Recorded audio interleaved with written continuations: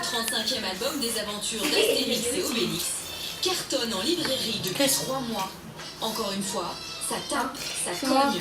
Et en coulisses dans le clan Uderzo, c'est aussi une sacrée bataille. Entre Albert et sa fille Sylvie, rien ne va plus.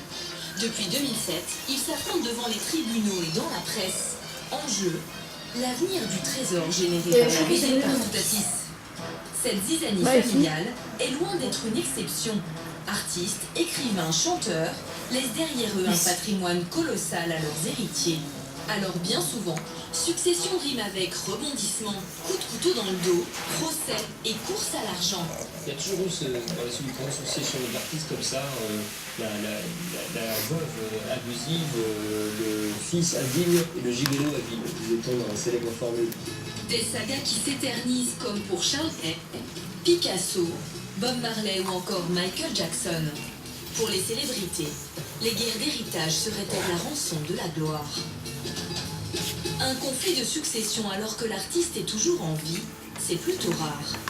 Voilà pourtant ce qui arrive chez Astérix.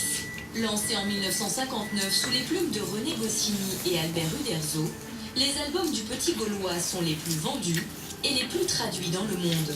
Autant dire que l'héritage sera colossal. Il y a de l'argent qui arrive, non seulement sur les albums anciens, il y a des ventes énormes, hein. Les plus grosses ventes c'est en Allemagne, pas en France.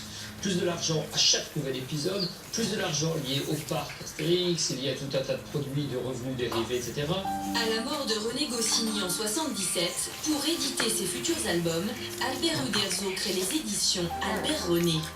À ses côtés pendant 20 ans, Sylvie, sa fille unique, et bientôt son gendre, Bernard de Choisy, qui travaillera lui aussi au développement de la société. Mais la potion ne prend pas.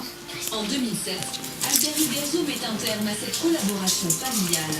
L'affaire se règle au prud'homme, le dessinateur en sort perdant. Le tort d'Uderzo, c'est d'avoir voulu travailler en famille, d'avoir voulu, en quelque sorte, mettre sa fille auprès de ses affaires, non pas nécessairement pour l'aider lui, mais pour l'aider elle. Nouvel épisode en 2008.